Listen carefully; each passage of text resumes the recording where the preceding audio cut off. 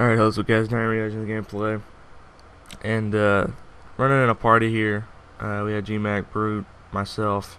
I think that was it. Actually. We might have somebody else in here. I can't see him on the kill feed right now, but if I do spot him, I'll be able to tell you, but those are the ones I know for sure. Diana, me, G-Mac, and that was pretty much it. And Brute.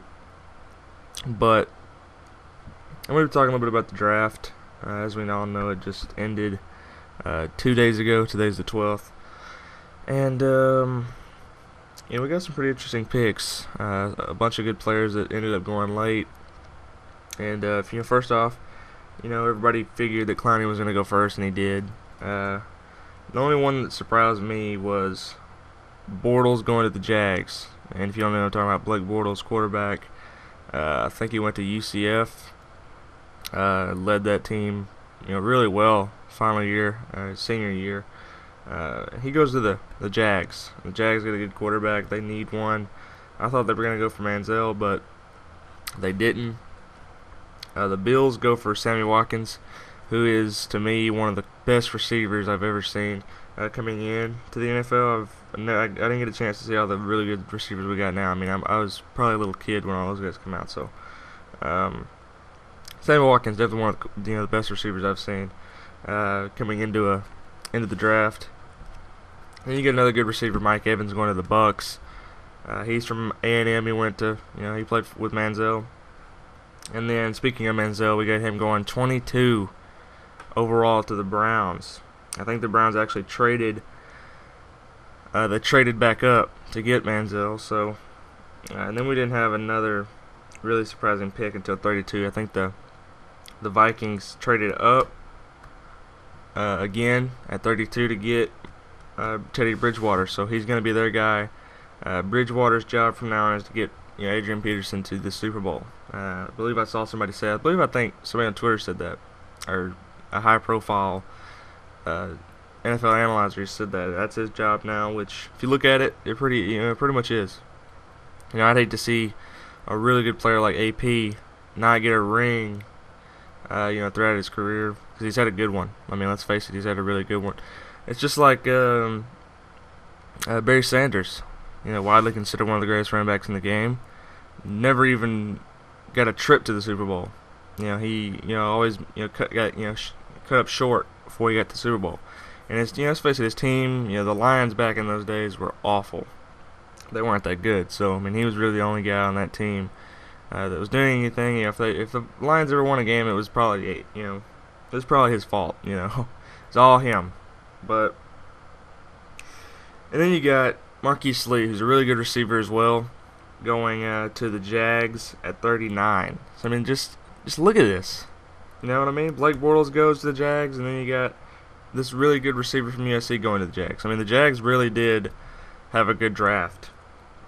And then you got Jimmy Garoppolo, or Garoppolo, whatever his fucking name is. He goes to the Patriots. He's a quarterback. Could this be Tom Brady's successor? I don't know. They're definitely putting him in a position to. Of course, you still got Ryan Mallett. There's a lot of talks that Ryan Mallett's going to get a trade and maybe go somewhere to maybe be a starter or something. Who knows? But could this be Tom Brady's real successor in a few years? Tom Brady's still got a lot of football left. Could that guy take over? And then speaking of somebody else taking over at the quarterback position, Aaron Murray, of course the quarterback from Georgia, gets taken by the Chiefs. Could he be, the successor after Alex Smith? Could he take over after Alex Smith? Most likely. That's a real most likely choice. He comes in, he learns a little bit from Andy Reid, of course. Sits down for a few years and watches, Alex Smith. Maybe Alex Smith can teach him a few things. Alex Smith hardly ever turns the ball over. He didn't last season. Maybe he could just, give him a few pointers. I don't know. Alex Smith's not that great of a quarterback, even though he's really good at not turning the ball over. He hardly ever turns the ball over. If you want a quarterback that you can put out there that doesn't fuck up all the time, which he did, and with the 49ers, he fucked up a lot. But last year he didn't. Last year he did really well. I think when Alex Smith when he went to Andy Reid, I think Andy Reid really helped him a lot. But then you got, this is a surprising pick. You got at 164 overall, A.J. McCarron right after Aaron Murray gets taken, A.J. McCarron gets taken by the Bengals. Now, I don't know, they got Andy Dalton. There's a lot of talks that Andy Dalton may not be their guy. They may not want Andy Dalton. So, A.J. McCarron, to me, is a really good quarterback. I think he can step in and do really well. Zach Mettenberger, I love my LSU Tigers. Y'all know that.